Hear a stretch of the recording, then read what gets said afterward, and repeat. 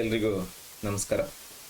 ಇವತ್ತು ನಾವು ವಿಶೇಷವಾಗಿ ಪದವೀಧರ ಪ್ರಾಥಮಿಕ ಶಿಕ್ಷಕರ ನೇಮಕಾತಿ ಪರೀಕ್ಷೆಗೆ ಸಂಬಂಧಪಟ್ಟ ಹಾಗೆ ಈಗೇನು ನೋಟಿಫಿಕೇಶನ್ ಆಗಿದೆ, ಅಕ್ಟೋಬರ್ ತಿಂಗಳಿನಲ್ಲಿ ಪರೀಕ್ಷೆ ನಡೀಲಿಕ್ಕಿದೆ. 6ರಿಂದ 8ರವರೆಗೆ ಮತ್ತು 9ರಿಂದ 10ರವರೆಗಿನ ಏನು ಪರೀಕ್ಷೆಗಳು. ಬಹುಶಃ ಈ ಹಳೆ ಪ್ರಶ್ನೆ ಪತ್ರಿಕೆ ನಮಗೆ ತುಂಬ ಸಹಾಯ ಮಾಡುತ್ತೆ, ಒಂದು ಐಡಿಯಾ ಕೊಡುತ್ತೆ.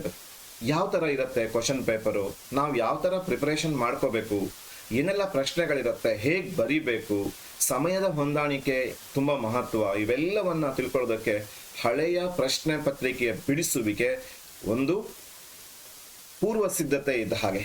ಈ ನಿಟ್ಟಿನಲ್ಲಿ 2017ನೇ ಇಸ್ವಿಯಲ್ಲಿ ಸಮಾಜ ವಿಜ್ಞಾನ ಶಿಕ್ಷಕರಿಗೆ ಸಂಬಂಧಪಟ್ಟ ಹಾಗೆ ಪೇಪರ್ 2 ಪತ್ರಿಕೆ, ಇದು ನಡೆದು ಹೋಗಿರುವಂತಹ ಒಂದು ಪರೀಕ್ಷೆ. ಆ ಪರೀಕ್ಷೆಗೆ ಸಂಬಂಧಪಟ್ಟಂತಹ ಪ್ರಶ್ನೆ ಪತ್ರಿಕೆಯನ್ನು ಸಂಪೂರ್ಣವಾಗಿ ವಿಶ್ಲೇಷಣೆ ಮಾಡೋಣ. ಉತ್ತರ ಸಹಿತವಾಗಿ 2 ಅಂಕದ 3 ಅಂಕದ ಪ್ರಶ್ನೆಗಳಿಗೂ ಕೂಡ ಉತ್ತರವನ್ನು ಕೊಡುವಂತಹ ಒಂದು ಪ್ರಯತ್ನ ಮಾಡಿದ್ದೀನಿ. ನಿಮ್ಮ ಯಶಸ್ಸಿಗೆ ಇದೊಂದು ವೇದಿಕೆ ಖಂಡಿತ ಆಗತ್ತೆ ಅಂತ ಹೇಳ್ತಾ ಪೂರ್ಣವಾಗಿ ವಿಡಿಯೋವನ್ನು ನೋಡಿ ಮತ್ತು ಇದೇ ತರಹದ ಪ್ರಶ್ನೆಗಳನ್ನು ನೀವು ಸಿದ್ಧ ಮಾಡಿಕೊಳ್ಳಿ ಅಂತ ಹೇಳ್ತಾ ನಾವು ಆರಂಭಿಸೋಣ. ಮೊದಲನೆಯ ಪ್ರಶ್ನೆ, 2011ರ ಜನಗಣತಿಯ ಪ್ರಕಾರ ಭಾರತದ ಜನಸಂಖ್ಯಾ ಬೆಳವಣಿಗೆಯ ದರ ಏನು ಅಂತ ಕೇಳಿದ್ದಾರೆ. ಇಲ್ಲಿ 2011ರ ಏನು ಜನಗಣತಿ ಇದೆ, ಇದು ಬಹಳ ಮುಖ್ಯವಾದಂತಹ ವಿಷಯ. ಯಾಕೆಂದರೆ 2011ರ ನಂತರ ಈಗ ಮತ್ತೆ ಜನಗಣತಿ ನಡೀತಾ ಇದೆ, ಅದರ ಅಂಕಿಅಂಶಗಳು ಬರೋದಕ್ಕೆ ಇನ್ನೂ ತುಂಬ ಸಮಯ ಹಿಡಿಯುತ್ತೆ. ಹಾಗೆ 2011ರ ಜನಗಣತಿಯ ಬೇರೆ ಬೇರೆ ಅಂಕಿಅಂಶಗಳು ನಮಗೆ ಪರೀಕ್ಷಾ ದೃಷ್ಟಿಯಿಂದ ಬಹಳ ಮಹತ್ವದ್ದು. ಈ ನಿಟ್ಟಿನಲ್ಲಿ ನಾವು ನೋಡಿದಾಗ 2011ರ ಜನಗಣತಿಯ ಪ್ರಕಾರ ಭಾರತದ ಜನಸಂಖ್ಯಾ ಬೆಳವಣಿಗೆಯ ದರ 17.64% ಇದೆ ಅಂತ ನಾವು ನೋಡ್ತೀವಿ. ನಾವಿಲ್ಲಿ ಸ್ವಲ್ಪ ಬೇಗನೆ ಸಮಯದ ಹೊಂದಾಣಿಕೆ ಮಾಡ್ಕೊಳ್ಳೋದ್ರಿಂದ ಎಲ್ಲ ಆಪ್ಷನ್ಗಳನ್ನು ನಾನು ಇಲ್ಲಿ ಕವರ್ ಮಾಡಕ್ಕೆ ಹೋಗಲ್ಲ, ನೇರವಾಗಿ ಉತ್ತರದ ಕಡೆಗೆ ಹೋಗ್ತೀನಿ. ಇನ್ನು 2ನೆಯ ಪ್ರಶ್ನೆ, ಮಣ್ಣಿನ ಸವೆತ ಇದರಿಂದ ಉಂಟಾಗುತ್ತದೆ ಅಂತ ಕೇಳಿದ್ದಾರೆ. ಅರಣ್ಯ ನಾಶ ಖಂಡಿತ ಹೌದು, ಅತಿಯಾಗಿ ಮೇಯಿಸುವುದರಿಂದ ಕೂಡ ಮಣ್ಣಿನ ಸವಕಳಿ ಆಗತ್ತೆ. ಅವೈಜ್ಞಾನಿಕ ಬೇಸಾಯ ಪದ್ಧತಿ ಇದು ಕೂಡ ಹೌದು. ಮೇಲಿನ ಎಲ್ಲವೂ, ಇಲ್ಲಿಗೆ ಮೇಲಿನ ಎಲ್ಲವೂ ಕೂಡ ಅನ್ನೋದು ಸರಿಯಾದ ಉತ್ತರ ಆಗತ್ತೆ. ಅನೇಕ ಸಂದರ್ಭದಲ್ಲಿ ಮೇಲಿನ ಎಲ್ಲವೂ ಸರಿಯಾದ ಉತ್ತರ ಅಂತ ಅನ್ಸತ್ತೆ, ಕೆಲವೊಮ್ಮೆ ಅದು ಆಗಿರಲ್ಲ. ಆವಾಗ ನಾವು ಗಮನವನ್ನು ಕೊಡಬೇಕು. ಹಿಮಾಲಯವು ಹೊಂದಿರುವುದು ಅತಿ ಹೆಚ್ಚಾಗಿ ಯಾವ ಅರಣ್ಯಗಳನ್ನ ಅಂತ. ಇಲ್ಲಿ ಆಲ್ಪೈನ್ ಇದೆ, ಮಾನ್ಸೂನ್ ಇದೆ, ಮ್ಯಾಂಗ್ರೋವ್ ಇದೆ. ಇಲ್ಲೊಂದು ಒತ್ತು ಕೊಟ್ಕೋಬೇಕು, ಮ್ಯಾಂಗ್ರೋವ್. ಆಮೇಲೆ ಮೇಲಿನ ಎಲ್ಲವೂ. ಮತ್ತೆ ನೋಡಿ ಇಲ್ಲಿ ಕನ್ಫ್ಯೂಷನ್ ಶುರುವಾಗತ್ತೆ, ಎಲ್ಲ ಇರ್ಬಹುದಾ ಹಿಮಾಲಯ, ಆದ್ರೆ ಇಲ್ಲಿ ನೋಡಿ ಗಮನಿಸಿ, ಹಿಮಾಲಯದಲ್ಲಿ ಅತಿ ಹೆಚ್ಚಾಗಿರುವ ಅರಣ್ಯ ಯಾವುದು ಅಂತ ಕೇಳ್ತಿದ್ದಾರೆ. ಅಲ್ಲಿಗೆ ಆಲ್ಪೈನ್ ಅರಣ್ಯಗಳೇನಿದಾವೆ, ಇದು ಈ ಹಿಮಾಲಯ ಪರ್ವತದಲ್ಲಿ ಅತಿ ಹೆಚ್ಚಾಗಿರುವಂತಹ ಅರಣ್ಯ ಅಂತ ನೋಡ್ತೀವಿ. ಭಾರತದ ಯಾವ ಭಾಗ, ಯಾವ ಜಲಭಾಗ ಹೆಚ್ಚು ಚಂಡಮಾರುತವನ್ನ ಸೃಷ್ಟಿಸುತ್ತದೆ ಅಂತ ಕೇಳಿದ್ದಾರೆ.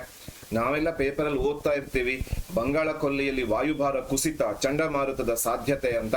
ಹಾಗೆ ನೀವು ಇಲ್ಲಿ ಹಿಂದೆ ಮುಂದೆ ಆಲೋಚನೆ ಮಾಡೋ ಅವಶ್ಯಕತೆ ಇಲ್ಲ. ನಮ್ಮ ದೇಶದ ಜಲಭಾಗ ಅತಿ ಹೆಚ್ಚು ಚಂಡಮಾರುತವನ್ನ ಸೃಷ್ಟಿ ಮಾಡೋದು ಯಾವುದು ಅಂತ ಕೇಳಿದ್ರೆ ಅದು ಬಂಗಾಳ ಕೊಲ್ಲಿ. ಸಮತಟ್ಟಾದ ಭೂಖಂಡ ಯಾವುದು ಅಂತ ಕೇಳಿದ್ದಾರೆ. ಎಲ್ಲಾ ಭೂಖಂಡಗಳು ಗುಡ್ಡ ಬೆಟ್ಟಗಳಿಂದ ಆವರಿಸಿರುವಂತಹ ಪ್ರದೇಶಗಳೇ ಆದರೂ ಕೂಡ ಆಸ್ಟ್ರೇಲಿಯಾ ಅತ್ಯಂತ ಹೆಚ್ಚು ಸಮತಟ್ಟಾದಂತಹ ಒಂದು ಮೇಲ್ಮೈಯನ್ನ ಹೊಂದಿದೆ ಅಂತ ನೋಡ್ತೀವಿ.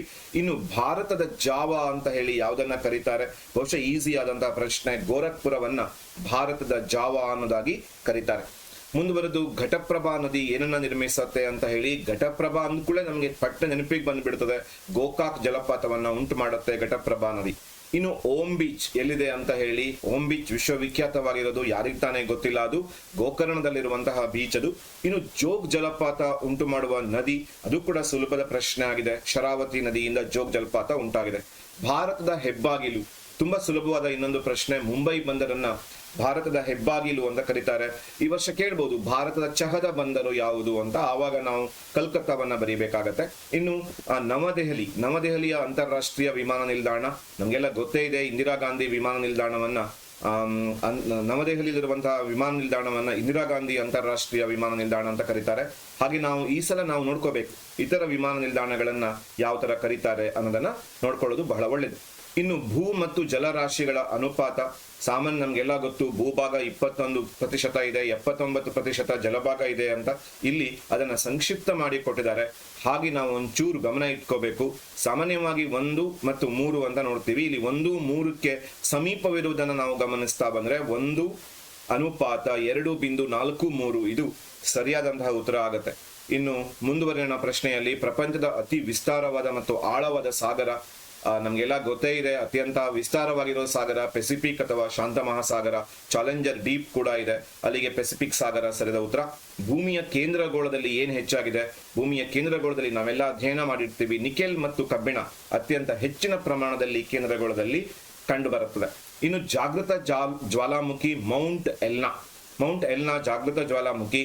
ಹಾಗಾದ್ರೆ ಸುಪ್ತ ಜ್ವಾಲಾಮುಖಿಗೆ ಯಾವ್ದು ಉದಾಹರಣೆ ಅಂತ ಕೇಳಿದ್ದಾರೆ. ಇಲ್ಲಿ ಮೌಂಟ್ ಫ್ಯೂಸಿಯಾಮ ಏನಿದೆ ಇದು ಸುಪ್ತ ಜ್ವಾಲಾಮುಖಿಗೆ ಅಥವಾ ಸುಪ್ತ ಜ್ವಾಲಾಮುಖಿ, ಅದು ನಿದ್ರೆ ಮಾಡ್ತಾ ಇರ್ತದೆ, ಯಾವಾಗ ಸ್ಫೋಟಗೊಳ್ಳುತ್ತೆ ಹೇಳಕ್ ಬರಲ್ಲ.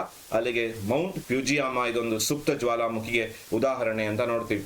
ಕೆಳಗಿನವುಗಳಲ್ಲಿ ಯಾವುದಕ್ಕೆ ಹಾಲ್ಮಾರ್ಕ್ ಅಂದ್ಕೂಡ ನೀವು ಬರ್ದೇ ಬಿಡ್ತೀರಿ. ಆಭರಣಗಳಿಗೆ ಸಂಬಂಧಪಟ್ಟಂತಹ ಚಿಹ್ನೆ ಅದು ಹಾಲ್ಮಾರ್ಕ್. ಇದು ಸರಕುಗಳ ಗಾತ್ರ, ಗುಣಮಟ್ಟ ಮತ್ತು ಬಣ್ಣಗಳ ಆಧಾರದ ಮೇಲೆ ವಿವಿಧ ಗುಂಪುಗಳಾಗಿ ವಿಂಗಡಿಸುವ ಪ್ರಕ್ರಿಯೆ, ಅದನ್ನ ಶ್ರೇಣೀಕರಣ ಅಂತ ಕರೀತಾರೆ. ಶ್ರೇಣೀಕರಣದಲ್ಲಿ ಅವೆಲ್ಲ ಬರುತ್ತೆ. ಎಂಟರ್ಪ್ರೇನರ್ ಎಂಬ ಪದ ಯಾವ ಭಾಷೆಯಿಂದ ಬಂದಿದೆ? ಸಾಮಾನ್ಯವಾಗಿ ಲ್ಯಾಟಿನ್ ಮತ್ತೆ ಗ್ರೀಕ್ ಕಡೆ ನಾವು ಹೋಗ್ತೀವಿ, ಆದರೆ ಇಲ್ಲಿ ಮೊಟ್ಟ ಮೊದಲ ಬಾರಿಗೆ ನಿಮ್ಮನ್ನ ಕನ್ಫ್ಯೂಸ್ ಮಾಡೋದಕ್ಕೇನೆ ಕೊಟ್ಟಿದ್ದಾರೆ. ಎಂಟರ್ಪ್ರೇನರ್ ಎಂಬ ಶಬ್ದ ಫ್ರೆಂಚ್ ಭಾಷೆಯಿಂದ ಬಂದಂತಹ ಪದ ಅಂತ ನೋಡ್ತೀವಿ. ಇನ್ನು ಮುಂದುವರೆದ ಪ್ರಶ್ನೆ, ISI ನ ವಿಸ್ತರೂಪ ಇಂಡಿಯನ್ ಸ್ಟ್ಯಾಂಡರ್ಡ್ ಇನ್ಸ್ಟಿಟ್ಯೂಷನ್.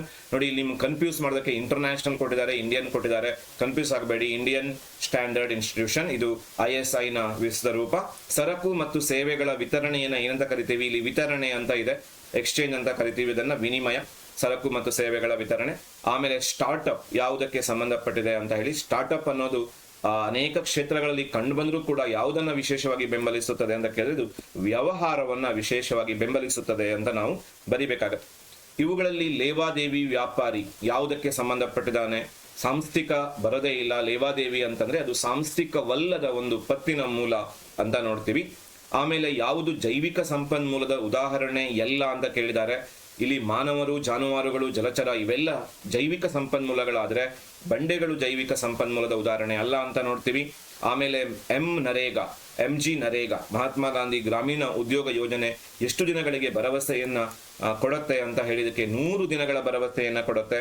ಈಗ ಅದರ ಹೆಸರನ್ನೆಲ್ಲ ಬದಲಾಯಿಸಿದ್ದಾರೆ. ಆ ಬದಲಾದ ವಿಷಯಗಳನ್ನ ನಾವೇನ್ ಮಾಡಬೇಕು? ಅಧ್ಯಯನವನ್ನ ಮಾಡ್ಕೋಬೇಕು.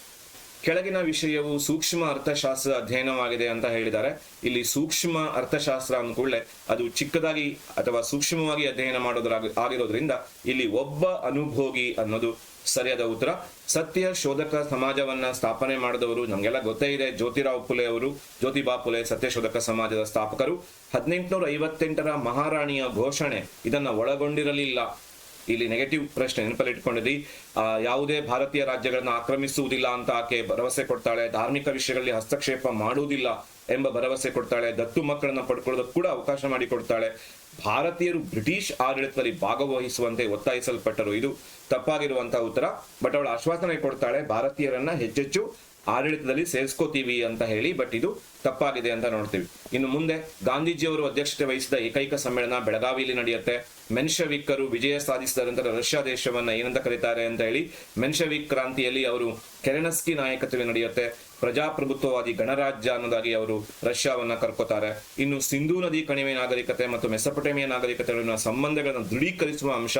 ನೀವು ಕನ್ಫ್ಯೂಸ್ ಮಾಡ್ಕೋತೀರಾ, ನಾಣ್ಯಗಳು ಮತ್ತು ಮುದ್ರೆಗಳು. ನೆನ್ಪಿಟ್ಕೊಳ್ಳಿ, ಮುದ್ರೆಗಳು ಮೆಸೊಪೊಟೇಮಿಯಾದಲ್ಲಿ ಸಿಂಧೂ ನಾಗರಿಕತೆಯ ಮುದ್ರೆಗಳು ದೊರಕಿರೋದ್ರಿಂದ ಆ ಎರಡು ನಾಗರಿಕತೆಗಳ ಸಂಬಂಧವನ್ನ ನಾವು ದೃಢವಾಗಿ ಹೇಳ್ಬೋದು. ಕಾಳಿದಾಸನ ಈ ಕೆಳಗಿನ ಕೃತಿಗಳಲ್ಲಿ ಯಾವುದು ಮಹಾಕಾವ್ಯ? ಋತುಸಂಹಾರ ಮತ್ತು ಮೇಘದೂತ ಇವೆರಡು ಗೀತ ಕಾವ್ಯಗಳು. ಶಕುಂತಲಾ ನಾಟಕ. ಹಾಗೆ ಇಲ್ಲಿ ಸರಿಯಾದ ಉತ್ತರ ಯಾವುದು ಅಂತ ಕೇಳಿದ್ರೆ ಕುಮಾರ ಸಂಭವ ಮತ್ತು ರಘುವಂಶ ಅವನ ಮಹಾಕಾವ್ಯಗಳು. ಉಡುಪಿಯಲ್ಲಿ ಮಧ್ವಾಚಾರ್ಯರಿಂದ ಸ್ಥಾಪಿಸಲ್ಪಟ್ಟ ಕೃಷ್ಣನ ವಿಗ್ರಹ ಈ ಸ್ಥಳದಿಂದ ತರಲ್ಪಟ್ಟಿದೆ ನಂಬಲಾಗಿದೆ.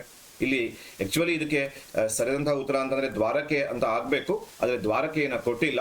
ಹಾಗೆ ಇಲ್ಲಿ ಗೋಪಿಚಂದನ ಅನ್ನೋದು ಸರಿಯಾದ ಉತ್ತರ ಆಗತ್ತೆ. ಗೋಪಿಚಂದನದಲ್ಲಿ ಆ ಕೃಷ್ಣನ ಮೂರ್ತಿ ಇತ್ತು ಒಳಗಡೆ ಅಂತ ಹೇಳಿ ಒಂದು ನಂಬಿಕೆ ಇದೆ. ಕೆಳಗಿನ ಸಂಗತಿಗಳನ್ನ ಕಾಲಾನುಕ್ರಮದಲ್ಲಿ ಬರೆಯಿರಿ ಅಂತ ಕೇಳಿದ್ದಾರೆ.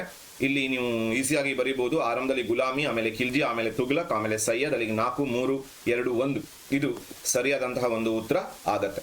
ಇನ್ನು ಎರಡನೆಯ ಪ್ರೌಢದೇವರಾಯನ ಶೂರ ದಂಡನಾಯಕನಾಗಿದ್ದವನು ಯಾರು ಅಂತ ನೋಡ್ತಾ ಬಂದ್ರೆ ಇಲ್ಲಿ ಬಂಕೇಶ ಅಮೋಘ ವರ್ಷನ ದಂಡನಾಯಕ, ಇಮ್ಮಡಿ ಪುಲಿಕೇಶ ದಂಡನಾಯಕ, ರವಿಕೀರ್ತಿ. ಇಲ್ಲಿ ದಂಡೇಶ ಅನ್ನೋದು ಸರಿಯಾದಂತಹ ಉತ್ತರ. ಮರಾಠ ಒಕ್ಕೂಟದ ಮುಖ್ಯಸ್ಥ ಯಾರು? ಪೇಶ್ವೆಯನ್ನ ನಾವು ಮರಾಠ ಒಕ್ಕೂಟದ ಮುಖ್ಯಸ್ಥ ಅಂತ ಪರಿಗಣಿಸ್ತೀವಿ. ಇನ್ನು ಕಪ್ಪು ಕೋಣೆ ದುರಂತದ ಬಗ್ಗೆ ಯಾವುದು ಸರಿಯಾಗಿಲ್ಲ. ಸಿರಾಜುದ್ದೌಲ್ 146 ಬ್ರಿಟಿಷರನ್ನ ಸೆರೆಮನೆಗೆ ಹಾಕ್ತಾನೆ, ಸರಿಯಾಗಿದೆ. ಸಾಕಷ್ಟು ಅನ್ನ ಆಹಾರ ಒದಗಿಸದೇ ಇದ್ದ ಕಾರಣ 123 ಸೆರೆವಾಸಿಗಳು ಮೃತರಾದ್ರು.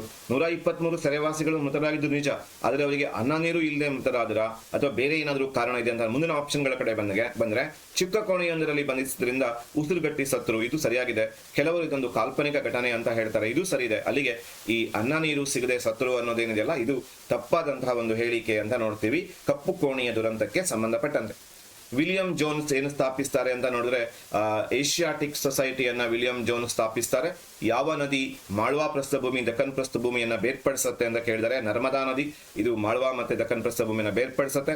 ವೇದ ಕಾಲದಲ್ಲಿ ಕ್ಷೇತ್ರ ಅಂದ್ರೆ ಏನು ಅಂತ ಕೇಳಿದ್ದಾರೆ, ಸಾಗುವಳಿ ಮಾಡುವಂತಹ ಭೂಮಿ ಅಥವಾ ಉಳುಮೆ ಮಾಡುವಂತಹ ಭೂಮಿ, ಅದನ್ನ ಏನಂತ ಕರೀತಾರೆ ಅಂತ ಕೇಳಿದ್ರೆ ಕ್ಷೇತ್ರ ಅಂತ ಹೇಳಿ ವೇದಗಳ ಕಾಲದಲ್ಲಿ ಕರಿತಾ ಇದ್ರು. ಇನ್ನು ಮುಂದಿನ ಪ್ರಶ್ನೆ, ಗೌತಮ ಬುದ್ಧ ಬೋಧಿಸಿದ್ದು ಯಾವ ಭಾಷೆಯಲ್ಲಿ? ನಿಮ್ಗೆ ಗೊತ್ತಿದೆ, ಜನರಾಡುವ ಭಾಷೆ, ಅದು ಪಾಲಿ ಭಾಷೆ. ಆಗ ಪಾಲಿ ಭಾಷೆಯಲ್ಲಿ ಆತ ಬೋಧನೆಯನ್ನ ಮಾಡ್ತಾನೆ. ಭಾರತ ಮತ್ತು ಚೀನಾ ನಡುವೆ ಪಂಚಶೀಲ ಒಪ್ಪಂದ 1954ರಲ್ಲಿ ಭಾರತ ಮತ್ತೆ ಚೀನಾ ನಡುವೆ ಜವಾಹರ್ಲಾಲ್ ನೆಹರು ಮತ್ತು ಚವೆನ್ ಲಾಯ್ ಅವರ ನಡುವೆ ನಡೀತು ಅಂತ ನಾವು ನೋಡ್ತೀವಿ. ಇನ್ನು ಭಾರತದ ರಾಷ್ಟ್ರಪತಿಯನ್ನ ಯಾರು ಆಯ್ಕೆ ಮಾಡ್ತಾರೆ? ಚುನಾಯಿತ ಲೋಕಸಭಾ ಸದಸ್ಯರು? ಹೌದು. ಚುನಾಯಿತ ರಾಜ್ಯಸಭಾ ಸದಸ್ಯರು? ಹೌದು. ಎಲ್ಲಾ ರಾಜ್ಯಗಳ ರಾಜ್ಯಸಭಾ ಸದಸ್ಯರು? ಸರಿಯಾಗಿದೆ. ಉತ್ತರ ಯಾವುದು ಅಂತ ಕೇಳಿದ್ರೆ ಮೇಲಿನ ಎಲ್ಲರೂ ಇಲೆಕ್ಟ್ರಲ್ ಕಾಲೇಜ್ ಅಂತ ಕರೀತಾರೆ, ಅವರೆಲ್ಲ ಸೇರಿ ಆಯ್ಕೆ ಮಾಡ್ತಾರೆ ರಾಷ್ಟ್ರಪತಿಗಳನ್ನು. ಇನ್ನು ಪಂಚಾಯತ್ ಸಂಸ್ಥೆಯ ಆದಾಯದ ಮೂಲ ಯಾವುದು ಅಂತ ನೋಡಿದ್ರೆ ಸರ್ಕಾರಿ ನೌಕರರಿಂದ ಸಂಗ್ರಹಿಸುವ ತೆರಿಗೆ ಅಲ್ಲ, ಕೇಂದ್ರ ಸರ್ಕಾರದ ತೆರಿಗೆ ಅಲ್ಲ, ಸರ್ಕಾರೇತರ ಸಂಸ್ಥೆಗಳಿಂದ ಸಂಗ್ರಹಿಸುವ ತೆರಿಗೆ ಅಲ್ಲ, ವಿಶೇಷವಾಗಿ ಮನೆ, ಮಾರುಕಟ್ಟೆ ಈ ಮೊದಲಾದವುಗಳಿಂದ ಸಂಗ್ರಹಿಸುವಂತಹ ತೆರಿಗೆ ಪಂಚಾಯತ್ ರಾಜ್ ಸಂಸ್ಥೆಗಳ ಆದಾಯದ ಮೂಲ. ಭಾರತದ ಸಂವಿಧಾನ ರಚನಾ ಸಮಿತಿ, ಕರಡು ಸಮಿತಿ ಎಲ್ಲ ನೆನಪಿಟ್ಕೊಳ್ಳಿ, ಸಂವಿಧಾನ ರಚನಾ ಸಮಿತಿ, ಅದಕ್ಕೆ ಅಧ್ಯಕ್ಷರಾಗಿದ್ದವರು ಡಾಕ್ಟರ್ ಬಾಬು ರಾಜೇಂದ್ರ ಪ್ರಸಾದ್ ಅಂತ ನೋಡ್ತೀವಿ. ಸಂವಿಧಾನ ತಿದ್ದುಪಡಿ ಮಸೂದೆಯನ್ನ ಮೊದಲು ಇಲ್ಲಿ ಮಂಡಿಸಲಾಗುವುದು, ಲೋಕಸಭೆ, ರಾಜ್ಯಸಭೆ, ಯಾವುದೇ ಸ್ಥಾನದಲ್ಲಿ ಮೇಲಿನ ಯಾವುದೂ ಅಲ್ಲ ಅಂತ ಹೇಳಿದ್ದಾರೆ. ಹಣಕಾಸಿನ ಮಸೂದೆಯನ್ನ ಬಿಟ್ಟು ಬಾಕಿ ಎಲ್ಲ ಮಸೂದೆಯನ್ನ ನೀವು ರಾಜ್ಯಸಭೆಯಾದರೂ ಮಂಡಿಸಬಹುದು ಅಥವಾ ಲೋಕಸಭೆಯಲ್ಲಾದರೂ ಮಂಡಿಸಬಹುದು, ಅಲ್ಲಿಗೆ ಯಾವುದೇ ಸದನದಲ್ಲಿ ಅನ್ನೋದು ಸರಿಯಾದಂತಹ ಉತ್ತರ. ಭಾರತದ ಮುಖ್ಯ ನ್ಯಾಯಾಧೀಶರ ನಿವೃತ್ತಿ ವಯಸ್ಸು ಎಷ್ಟು ಅಂತ ಕೇಳಿದ್ದಾರೆ? 65 ವರ್ಷ ಮುಖ್ಯ ನ್ಯಾಯಾಧೀಶರ ನಿವೃತ್ತಿ ವಯಸ್ಸು. ಯಾವುದೇ ಧಾರ್ಮಿಕ ಬದ್ಧತೆಯುಳ್ಳ ಉಡುಪನ್ನ ವಿದ್ಯಾರ್ಥಿಗಳು ಧರಿಸುವುದನ್ನು ನಿಷೇಧಿಸಿ ಫ್ರಾನ್ಸ್ ಯಾವಾಗ ಕಾನೂನು ಮಾಡಿತ್ತು ಅಂತ ಕೇಳಿದ್ದಾರೆ. ಯಾವುದೇ ಧರ್ಮದ ವಿಷಯವನ್ನ ಎತ್ತಿ ತೋರಿಸುವಂತಹ ಉಡುಪನ್ನ ಧರಿಸಬಾರದು ಅಂತ ಹೇಳಿ ಫ್ರಾನ್ಸ್ ಸರ್ಕಾರ ಮಾರ್ಚ್ 2004ರಲ್ಲಿ ಒಂದು ಕಾಯ್ದೆಯನ್ನ ಮಾಡಿತ್ತು ಅಂತ ನೋಡ್ತೀವಿ. ಕೆಳಗಿನ ಯಾವುದು ಅಖಿಲ ಭಾರತ ಸೇವೆಯಾಗಿದೆ ಅಂತ ಕೇಳಿದ್ದಾರೆ. ಈ ಸೇವೆಯಾಗಿದೆ ನಿಮ್ಗೆ ಗೊತ್ತು, IAS, IPS ಮತ್ತು IFSಗಳು ಅಖಿಲ ಭಾರತ ಸೇವೆಗಳು. ಇಂಡಿಯನ್ ಅಡ್ಮಿನಿಸ್ಟ್ರೇಟಿವ್ ಸರ್ವಿಸ್, ಆಮೇಲೆ ಇಂಡಿಯನ್ ಪೊಲೀಸ್ ಸರ್ವಿಸ್ ಮತ್ತು ಇಂಡಿಯನ್ ಫಾರೆಸ್ಟ್ ಸರ್ವಿಸ್, ಇವು ಅಖಿಲ ಭಾರತ ಸೇವೆ. ಇಲ್ಲಿ ಇರೋದು ಭಾರತೀಯ ಆಡಳಿತ ಸೇವೆ ಮಾತ್ರ ಕೊಟ್ಟಿದ್ದಾರೆ, ಹಾಗೆ ಅದೇ ಉತ್ತರ ಆಗತ್ತೆ ಇಂಡಿಯನ್ ಅಡ್ಮಿನಿಸ್ಟ್ರೇಟಿವ್ ಸರ್ವಿಸ್. ಮುಂದುವರೆದು ಮುಂದಿನ ಒಂದು ಪ್ರಶ್ನೆಗೆ ಬಂದ್ರೆ, ಭಾರತದ ಸಂವಿಧಾನದಲ್ಲಿ ಎಷ್ಟು ಭಾಷೆಗಳಿಗೆ ಅಧಿಕೃತ ಸ್ಥಾನಮಾನ ನೀಡಲಾಗಿದೆ ಅಂದ್ರೆ ಸದ್ಯಕ್ಕೆ 22. ಇಲ್ಲಿ ನಮಗೆ ಉತ್ತರ ಸರಿಯಾಗತ್ತೆ. ಕೆಳಕಂಡ ಯಾವ ಪ್ರಾತಿನಿಧಿಕ ಸಂಸ್ಥೆಗಳಲ್ಲಿ ಮಹಿಳೆಯರಿಗೆ ಮೀಸಲಾತಿ ಒದಗಿಸಲಾಗಿದೆ ಅಂತ ಕೇಳಿದ್ರೆ ಪಂಚಾಯತ್ ರಾಜ್ ಘಟಕಗಳಿಗೆ ಮೀಸಲಾತಿಯನ್ನು ಒದಗಿಸಲಾಗಿದೆ. ಇತ್ತೀಚೆಗೆ ಲೋಕಸಭೆಯಲ್ಲಿ ಮಹಿಳೆಯರಿಗೆ ವಿಶೇಷ ಪ್ರಾತಿನಿಧ್ಯ ಕೊಡುವಂತಹ ಒಂದು ಮಸೂದೆಯನ್ನು ಮಂಡಿಸಲಾಗಿತ್ತು, ಆದರೆ ಅದು ಪಾಸ್ ಆಗಿಲ್ಲ ಅನ್ನೋದನ್ನ ಕೂಡ ನೀವು ನೆನಪಲ್ಲಿ ಇಟ್ಕೊಂಡಿರಿ. ಹೀಗೆ ಈ 50 ಮಲ್ಟಿಪಲ್ ಚಾಯ್ಸ್ ಪ್ರಶ್ನೆಗಳು 50 ಅಂಕಗಳನ್ನ ನಿಮಗೆ ತಂದುಕೊಡುತ್ತೆ. ಬಹಳ ಸುಲಭವಾಗಿದೆ. 2017ನೇ ಪರೀಕ್ಷೆಯ ಈ ಪ್ರಶ್ನೆ ಪತ್ರಿಕೆಯನ್ನು ನೋಡಿದಾಗ ತೀರಾ ಕಷ್ಟ ಏನಿಲ್ಲ. ಈ ಎಲ್ಲವುಗಳು ಕೂಡ 6ನೇ ತರಗತಿಯ, 7ನೇ ತರಗತಿಯ, 8ನೇ ತರಗತಿಯ, 9ನೇ ತರಗತಿಯ, 10ನೇ ತರಗತಿಯ ಸಮಾಜ ವಿಜ್ಞಾನ ಪಠ್ಯ ಪುಸ್ತಕವನ್ನ ನೀವು ಸರಿಯಾಗಿ ಓದ್ಕೊಂಡ್ರೆ ಅಲ್ಲಿಂದನೇ ನಿಮ್ಗೆ ಎಲ್ಲಾ ಉತ್ತರಗಳು ಸಿಕ್ಬಿಡ್ತವೆ. ಹಾಗಾಗಿ ನೀವು ಮಾಡಬೇಕಾಗಿರೋದು ಇಷ್ಟೇ, ಈ ಪ್ರಶ್ನೆ ಪತ್ರಿಕೆ ನಿಮ್ಗೆ ಹೇಳ್ಕೊಡೋದು ಇಷ್ಟೇ. 6, 7, 8, 9, 10ನೇ ತರಗತಿಯ ಸಮಾಜ ವಿಜ್ಞಾನ ಪುಸ್ತಕವನ್ನ ಚೆನ್ನಾಗಿ ಓದ್ಕೊಳ್ಳಿ ಅಂತ. ಇದನ್ನು ಚೆನ್ನಾಗಿ ಓದ್ಕೊಳ್ಳಿ. ನಿಮ್ಮ ಪರೀಕ್ಷೆಯ ಅರ್ಧ ಪಾಲು ಪೇಪರ್ 2ದಲ್ಲಿ ಮುಗಿದ ಹಾಗೇನೆ ಇನ್ನು ಮುಂದುವರೆದು ನಾವು ನೋಡೋದಾದ್ರೆ ಡಿಸ್ಕ್ರಿಪ್ಟಿವ್ ಮಾದರಿಯ ಒಂದು ಪ್ರಶ್ನೆಗಳಿಗೆ ಬರ್ತೀವಿ. 51ರಿಂದ 73ರವರೆಗೆ ಸುಮಾರು 23 ಪ್ರಶ್ನೆಗಳನ್ನ ನಾವು 2 ಅಂಕದ ಪ್ರಶ್ನೆಗಳು ಸುಮಾರು 46 ಅಂಕಗಳಿಗಾಗಿ ಕೇಳ್ತಾರೆ. ಅಲ್ಲಿಗೆ 96 ಅಂಕಗಳಾಗತ್ತೆ ಈ 2 ಅಂಕದ ಪ್ರಶ್ನೆಗಳು ಸೇರಿದ್ರೆ. ಇಲ್ಲಿ ಮೊದಲನೆಯ ಪ್ರಶ್ನೆ, ಶಿಲಾಗೋಳ ಎಂದರೇನು, ಅದರ ಅಂತರಾಳದ 3 ಪದರಗಳನ್ನ ಹೆಸರಿಸಿ ಅಂತ ಇದ್ದಾರೆ. ಸಮಯದ ಪರಿಮಿತಿಯಲ್ಲಿ ಬರೀಬೇಕು. ದೀರ್ಘವಾಗಿ ಬರೋದಕ್ಕೆ ಹೋದ್ರೆ ನಿಮ್ಗೆ ಸಮಯ ಸಾಕಾಗ್ಲಿಕ್ಕಿಲ್ಲ, ಹಾಗಾಗಿ ಸಂಕ್ಷಿಪ್ತ ನೇರವಾಗಿ ಉತ್ತರ. ಶಿಲಾಗೋಳ ಅಂದ್ರೇನು? ಭೂಮಿಯ ಮೇಲ್ಭಾಗ, ಗಟ್ಟಿಯಾದ ಭೂಮಿಯ ಮೇಲ್ಮೈ ಪದರು, ಕಲ್ಲಿನಿಂದಾಗಿ ಅಥವಾ ಮಣ್ಣಿನಿಂದಾಗಿ ಆಗಿರ್ಬೋದು, ಅದನ್ನೇ ಶಿಲಾಗೋಳ ಅಂತ ಕರಿತೀವಿ. ಕೇಂದ್ರಗೋಳದಲ್ಲಿ ಅಂತರಾಳದಲ್ಲಿ 3 ಭಾಗ ಇದಾವೆ. ಮೇಲಿಂದು ಕ್ರಸ್ಟ್, ಆಮೇಲೆ ಮ್ಯಾಂಟಲ್, ಆಮೇಲೆ ಕೋರ್. ಇಷ್ಟೇ ಬರೆದ್ರೆ ಸಾಕು. ಕ್ರಸ್ಟ್, ಮ್ಯಾಂಟಲ್ ಮತ್ತು ಕೋರ್ ಎಂಬ 3 ಪದರಗಳಿದಾವೆ. ಕರ್ನಾಟಕದ ಕರಾವಳಿ ಮೈದಾನದ 4 ಲಕ್ಷಣಗಳು. ಎಲ್ಲಿಂದ ಎಲ್ಲಿಯವರೆಗಿದೆ? ಅದು ಮೊದಲನೇ ಲಕ್ಷಣ ಆಗುತ್ತೆ. ಮಂಗಳೂರಿನಿಂದ ಕಾರವಾರದವರೆಗೆ ಇದೆ. ದಕ್ಷಿಣದಲ್ಲಿ ಮಂಗಳೂರು, ಉತ್ತರದಲ್ಲಿ ಕಾರವಾರ. ಎಷ್ಟು ಕಿಲೋಮೀಟರ್ ಉದ್ದ ಇದೆ? 300 ಕಿಲೋಮೀಟರ್ ಉದ್ದ ಇದೆ. ಯಾವುದರ ನಡುವೆ ಇದೆ ಇದು? ಅರಬ್ಬಿ ಸಮುದ್ರ ಮತ್ತು ಪಶ್ಚಿಮ ಘಟ್ಟಗಳ ನಡುವೆ ಇದೆ ಅಂತ ನೋಡ್ತೀವಿ. ಇಲ್ಲಿ ನದಿಗಳು, ಅನೇಕ ನದಿಗಳು ಸಮುದ್ರವನ್ನ ಸೇರೋದ್ರಿಂದ ಅನೇಕ ನದಿ ಮುಖಜ ಭೂಮಿಗಳಿದಾವೆ. ಇಷ್ಟನ್ನ ಬರೆದ್ರು ಸಾಕು. ನೌಕಾಯಾನಕ್ಕೆ, ಮೀನುಗಾರಿಕೆಗೆ ಕೂಡ ಇದು ಸೂಕ್ತವಾಗಿದೆ ಅಂತ ನಾವು ಬರೀಬೇಕು. ಇನ್ನು ಯುರೋಪಿನ 4 ಭೌತಿಕ ವಿಭಾಗಗಳು. ಅದರಲ್ಲಿ ಮೊದಲನೇದು ನಾರ್ತ್ ವೆಸ್ಟರ್ನ್ ಹೈಲ್ಯಾಂಡ್ಸ್, ವಾಯುವ್ಯದ ಎತ್ತರದ ಪ್ರದೇಶಗಳು, ಉತ್ತರ ಯುರೋಪಿನ ಮೈದಾನ, ಮಧ್ಯದ ಎತ್ತರದ ಭೂಮಿ ಮತ್ತು ದಕ್ಷಿಣದ ಆಲ್ಪ್ಸ್ ಪರ್ವತ ವ್ಯವಸ್ಥೆ. ಇಷ್ಟನ್ನ ನಾವು ಬರಿಬೇಕಾಗತ್ತೆ ಮಧ್ಯ ಯುರೋಪಿನ 4 ಭೌತಿಕ ವಿಭಾಗಗಳಲ್ಲಿ. ಜನಸಾಂದ್ರತೆಯನ್ನ ಅರ್ಥೈಸಿ ಅದರ ವಲಯಗಳನ್ನು ತಿಳಿಸಿ. ಯಾವ್ಯಾವುದು ಅಂತ ಬರೆದ್ರೆ ಸಾಕು. ಇಲ್ಲಿ ಸ್ಪಷ್ಟವಾಗಿ ಬರೀಬೇಕಾಗತ್ತೆ. 1 ಚದರ ಕಿಲೋಮೀಟರ್ ಪ್ರದೇಶದಲ್ಲಿ, 1 ಚದರ ಕಿಲೋಮೀಟರ್ ಭೂ ಪ್ರದೇಶದಲ್ಲಿ ವಾಸಿಸುವ ಸರಾಸರಿ ಜನರ ಸಂಖ್ಯೆ, ಅದನ್ನ ಜನಸಾಂದ್ರತೆ, ಪಾಪ್ಯುಲೇಷನ್ ಡೆನ್ಸಿಟಿ ಅಂತ ಕರೀತಾರೆ. ಹೆಚ್ಚು ಜನಸಾಂದ್ರತೆಯ ವಲಯ, ಮಧ್ಯಮ ಜನಸಾಂದ್ರತೆಯ ವಲಯ ಮತ್ತು ಕಡಿಮೆ ಜನಸಾಂದ್ರತೆಯ ವಲಯ. ಇಷ್ಟೇ ಬರೆದ್ರೆ ಸಾಕು. 2 ಅಂಕ ಇರೋದ್ರಿಂದ ಒಂದು ವೇಳೆ ನಿಮ್ಗೆ ಟೈಮ್ ಇರುತ್ತೆ, ಉಳಿಯುತ್ತೆ, ಒಂದ್ಸಲ ಪ್ರಾಕ್ಟೀಸ್ ಮಾಡಿ ನೋಡ್ಬೇಕು ನೀವು. ಆವಾಗ ನಿಮ್ಗೆ ಕರೆಕ್ಟಾಗಿ ಗೊತ್ತಾಗುತ್ತೆ. 501ಕ್ಕಿಂತ ಹೆಚ್ಚು ಜನ ಇದ್ರೆ ಅದು ಹೆಚ್ಚು ಜನಸಾಂದ್ರತೆ. 250ರಿಂದ 500 ಜನ ಇದ್ರೆ ಅದು ಮಧ್ಯಮ. 250ಕ್ಕಿಂತ ಕಡಿಮೆ ಇದ್ರೆ ಅದಕ್ಕೆ ಕಡಿಮೆ ಜನಸಾಂದ್ರತೆ. ಬೇಕಾದ್ರೆ ಒಂದೊಂದು ಉದಾಹರಣೆಯನ್ನ ಕೊಡಿ. ಬಿಹಾರ ಹೆಚ್ಚು ಜನಸಾಂದ್ರತೆ, ಕರ್ನಾಟಕ ಮಧ್ಯಮ ಜನಸಾಂದ್ರತೆ, ಅರುಣಾಚಲ ಪ್ರದೇಶ ಕಡಿಮೆ ಜನಸಾಂದ್ರತೆಯ ಒಂದು ಪ್ರದೇಶಕ್ಕೆ ಉದಾಹರಣೆ ಅಂತ. ಭೂಕುಸಿತ ಎಂದರೇನು? ಅದಕ್ಕೆ 4 ಕಾರಣಗಳನ್ನ ಕೊಡಿ ಅಂತ ಹೇಳಿದ್ದಾರೆ. ಭೂಮಿ ಕುಸಿಯುವುದು, ಗುಡ್ಡ ಅಥವಾ ಬೆಟ್ಟಗಳ ಇಳಿಜಾರು, ಮಣ್ಣು, ಅದರ ಅಲ್ಲಿರುವಂತಹ ಕಲ್ಲು, ಬಂಡೆ ಇವೆಲ್ಲ ಕೆಳಗಡೆ ವೇಗವಾಗಿ ಜಾರಿ ಬೀಳುವುದನ್ನ ನಾವು ಭೂಕುಸಿತ ಅಂತ ಕರೀತಾರೆ. ಕಾರಣ ಏನು ಅಂತ ಕೇಳಿದ್ರೆ ಅಧಿಕವಾದಂತಹ ಮಳೆ ಅಥವಾ ಅಧಿಕವಾದಂತಹ ಪ್ರವಾಹ ಇರ್ಬೋದು, ಭೂಕಂಪ ಇರ್ಬೋದು, ಅರಣ್ಯ ನಾಶ ಇರ್ಬೋದು, ಅಥವಾ ಅವೈಜ್ಞಾನಿಕವಾದ ಕಾಮಗಾರಿಗಳು, ಅದು ರಸ್ತೆ ಇರ್ಬೋದು, ಸುರಂಗ ಇರ್ಬೋದು, ಗಣಿಗಾರಿಕೆ ಇರ್ಬೋದು, ಇವೆಲ್ಲವನ್ನ ಕಾರಣವಾಗಿ ಬರೀಬೇಕು. ವ್ಯವಹಾರದ ವಿಕಸನ ಮತ್ತು ಬೆಳವಣಿಗೆಯಲ್ಲಿ ಪಟ್ಟಣಗಳ ಆರ್ಥಿಕತೆ ಹೇಗೆ ರೂಪುಗೊಂಡಿತು ಅಂತ ಹೇಳಿ ಇಲ್ಲಿ ಇದನ್ನ ನೀವು ಬರೀಬೇಕಾದಾಗ ವ್ಯವಹಾರದ ಬೆಳವಣಿಗೆಯಲ್ಲಿ ಸ್ವಯಂ ಪ್ರೇರಿತ ಆರ್ಥಿಕತೆಯ ನಂತರ ಪಟ್ಟಣಗಳ ಆರ್ಥಿಕತೆ ಬೆಳವಣಿಗೆಯನ್ನು ಹೊಂದಿತು. ಆರಂಭದಲ್ಲಿ ಸ್ವಯಂ ಪ್ರೇರಿತ ಆರ್ಥಿಕತೆ, ಆಮೇಲೆ ಪಟ್ಟಣ ಆರ್ಥಿಕತೆ. ಇದನ್ನ ನೆನಪಲ್ಲಿ ಇಟ್ಕೊಂಡಿರ್ಬೇಕು. ಅದಕ್ಕೆ ಕಾರಣಗಳಿಗೆ ಬಂದರೆ ಶ್ರಮ ವಿಭಜನೆ. ಆರಂಭದಲ್ಲಿ ಒಬ್ಬ ವ್ಯಕ್ತಿ ನಿರ್ದಿಷ್ಟ ಕ್ಷೇತ್ರಗಳಲ್ಲಿ ಪ್ರಾವೀಣ್ಯತೆಯನ್ನ ಪಡೆದು ಅದನ್ನ ಸ್ವಂತಕ್ಕಾಗಿ ಬಳಸ್ಕೊಂಡ, ಆಮೇಲೆ ಅದನ್ನ ಮಾರುವುದಕ್ಕಾಗಿ ಬಳಸ್ಕೊಂಡ.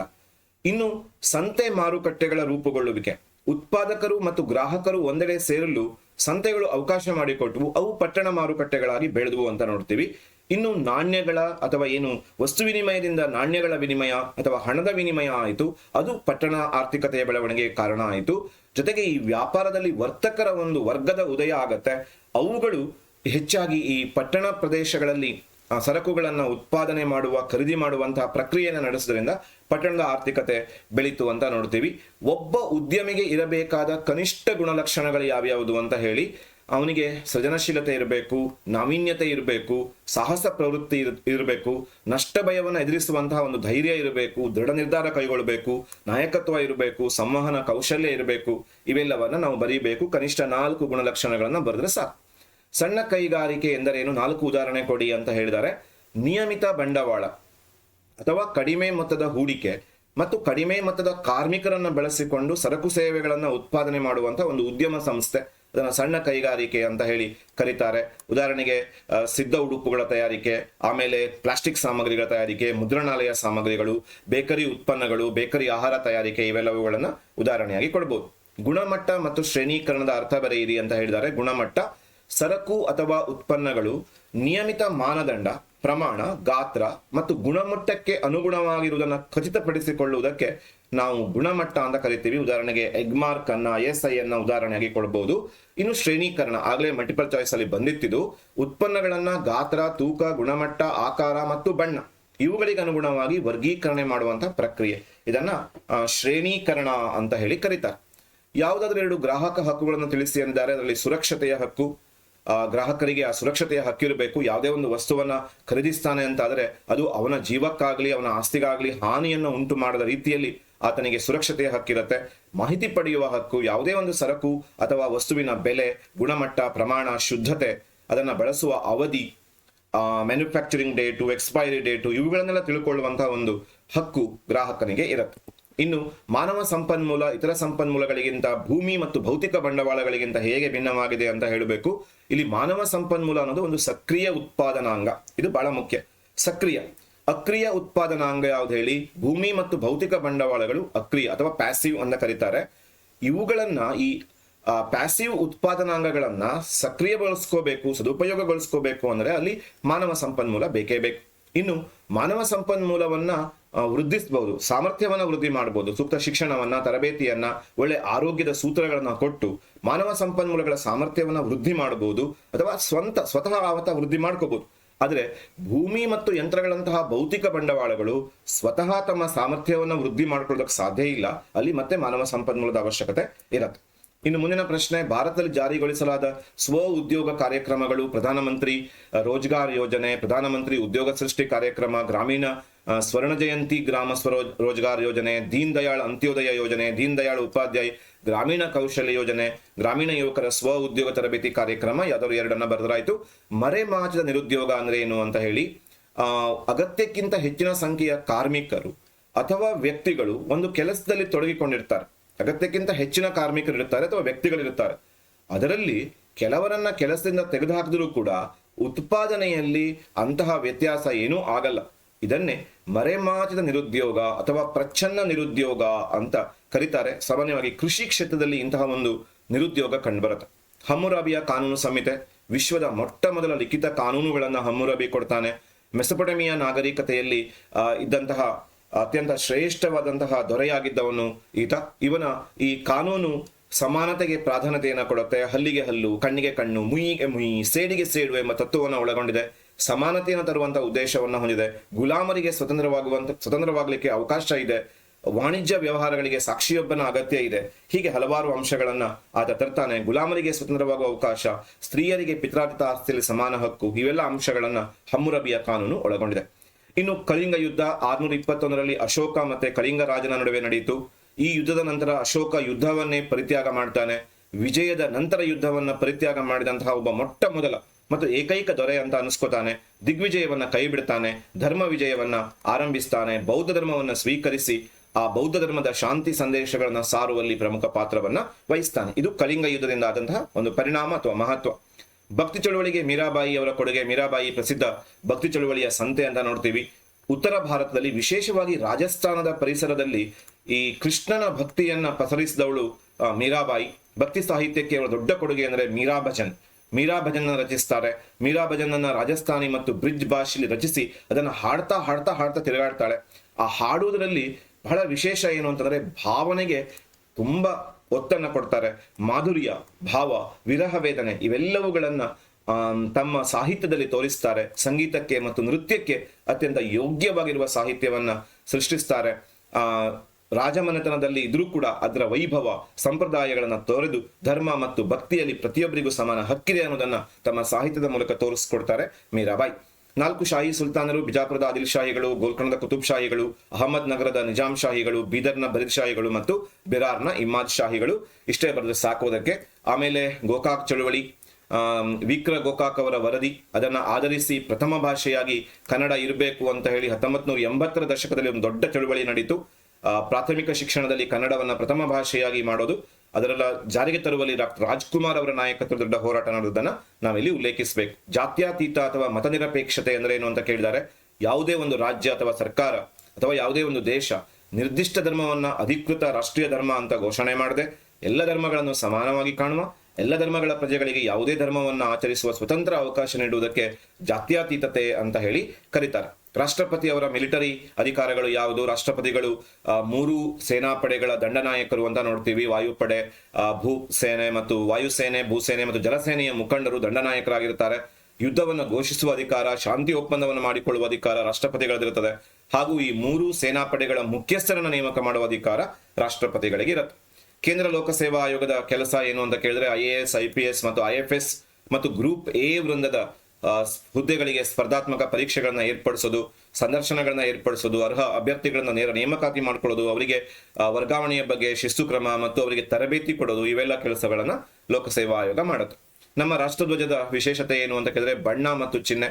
ವಿಶೇಷವಾಗಿ 3 ಬಣ್ಣಗಳು, ಕೇಸರಿ, ಬಿಳಿ ಮತ್ತು ಹಸಿರು ಬಣ್ಣಗಳು. ಕೇಸರಿ ತ್ಯಾಗಕ್ಕೆ, ಆಮೇಲೆ ಬಿಳಿ ಶಾಂತಿಗೆ, ಹಸಿರು ಸಮೃದ್ಧಿಯ ಸಂಕೇತ, ಮತ್ತೆ 24 ಕಡ್ಡಿಗಳನ್ನು ಒಳಗೊಂಡಂತಹ ಅಶೋಕನ ಚಕ್ರ, ಆಮೇಲೆ ಅನುಪಾತ 3:2 ಅನುಪಾತ, ಮತ್ತೆ ಕೈಮಗ್ಗದ ಬಟ್ಟೆಯನ್ನೇ ಕಡ್ಡಾಯವಾಗಿ ಬಳಸಬೇಕು. ಉದಾಹರಣೆಗೆ ಧಾರವಾಡ ಜಿಲ್ಲೆಯ ಗರಗ ಮತ್ತು ಹುಬ್ಬಳ್ಳಿಯ ಬೆಂಗೇರಿ ಘಟಕಗಳಲ್ಲಿ ಈ ರಾಷ್ಟ್ರಧ್ವಜವನ್ನ ಉತ್ಪಾದನೆ ಮಾಡ್ತಾರೆ ಅನ್ನೋದನ್ನ ಕೂಡ ನಾವು ಬರೀಬಹುದು.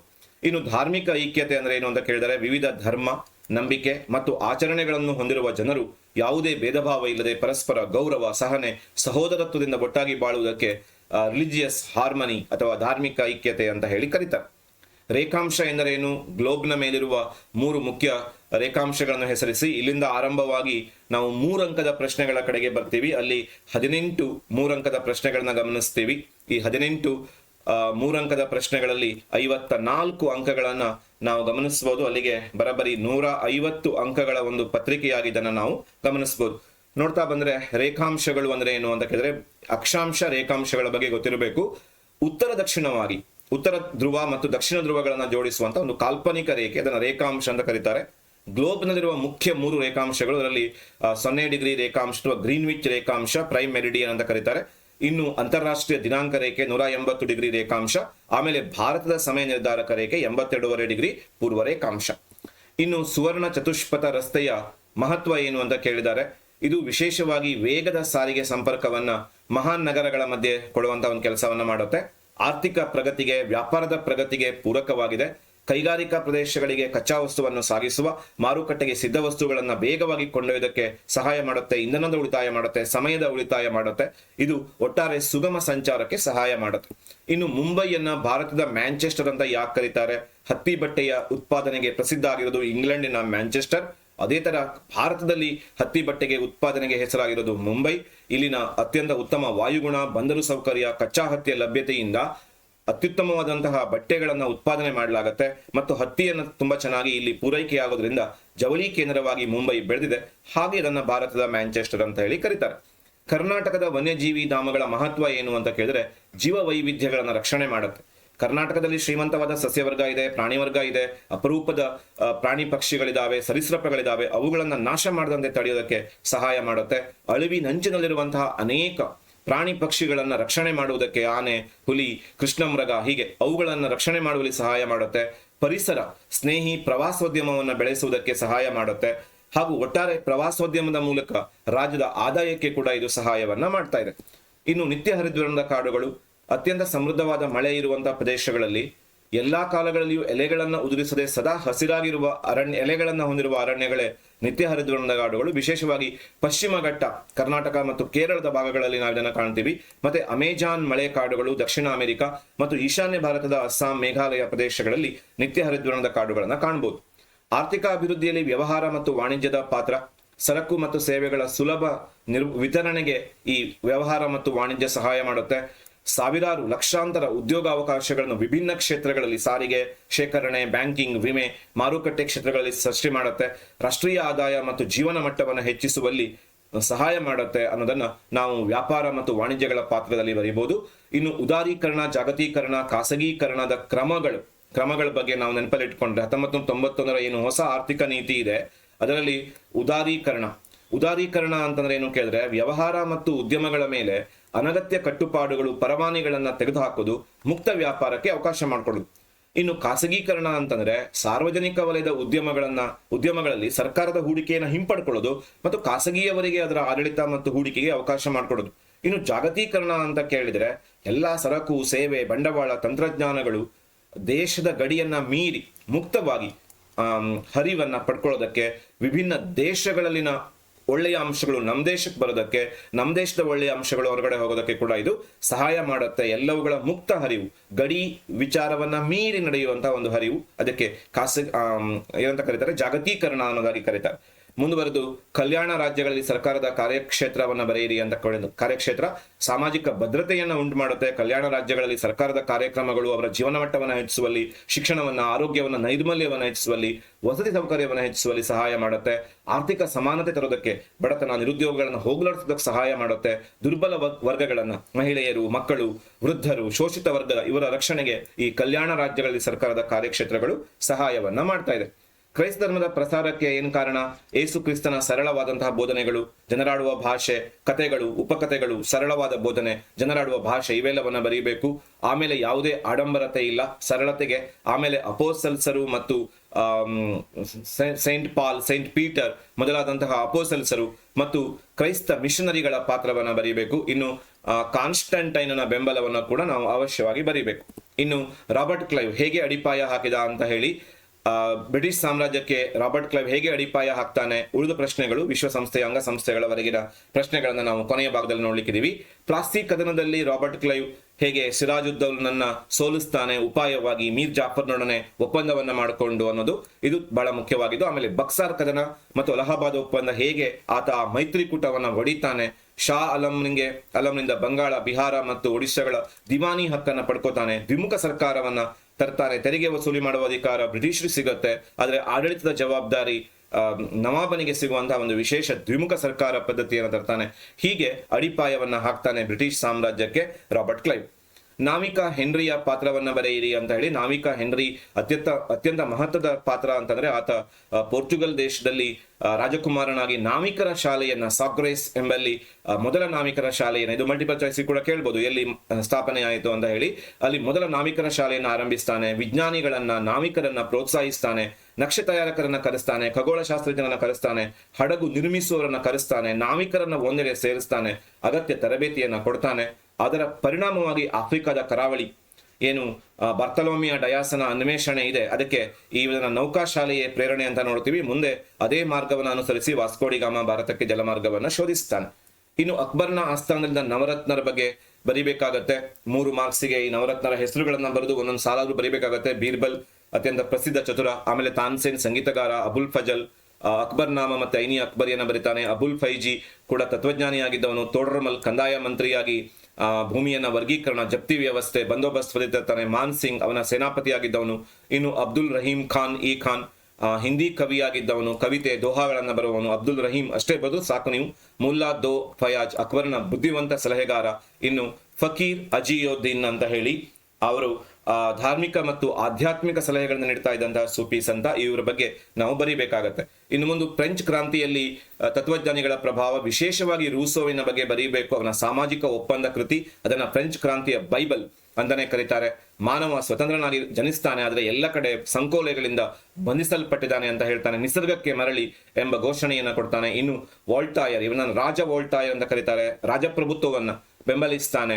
100 ಇಲಿಗಳ ಆಳ್ವಿಕೆಗಿಂತ ಒಂದು ಸಿಂಹದ ಆಳ್ವಿಕೆ ಅತ್ಯಂತ ಉತ್ತಮ ಅಂತ ಪ್ರತಿಪಾದಿಸ್ತಾನೆ. ಇನ್ನು ಮಾಂಟೆಸ್ಕ್ಯೂ ಕಾರ್ಯಾಂಗ, ಶಾಸಕಾಂಗ, ನ್ಯಾಯಾಂಗಗಳ ಬೇರ್ಪಡಿಸುವಿಕೆ, ಸ್ವತಂತ್ರವಾಗಿ ಕೆಲಸ ಮಾಡಬೇಕು ಅಂತ ಹೇಳ್ತಾನೆ. ದ ಸ್ಪಿರಿಟ್ ಆಫ್ ಲಾಸ್ ಕೃತಿ ಅವನ ಬಹಳ ಪ್ರಮುಖವಾಗಿದ್ದು. ಇವೆಲ್ಲವುಗಳು ಕೂಡ ಹೇಗೆ ಫ್ರೆಂಚ್ ಕ್ರಾಂತಿಯಲ್ಲಿ ಪ್ರಭಾವ ಬೀರಿದ್ರು ಅಂತಂದ್ರೆ, ಎಮರ್ಸನ್ ಅಂತ ಒಬ್ಬ ಹೇಳ್ತಾನೆ, ಈ ತತ್ವಜ್ಞಾನಿಗಳ ಬರಹಗಳು ಕ್ರಾಂತಿಕಾರಿಗಳ ನಾಡಿಗಳನ್ನ ಪಿರಂಗಿಗಳಂತೆ ಮಿಡಿದುವು ಅಂತ. ಅಷ್ಟರ ಮಟ್ಟಿಗೆ ಅವರು ಪ್ರಭಾವಶಾಲಿಯಾಗಿದ್ರು ಅಂತ ನೋಡ್ತೀವಿ.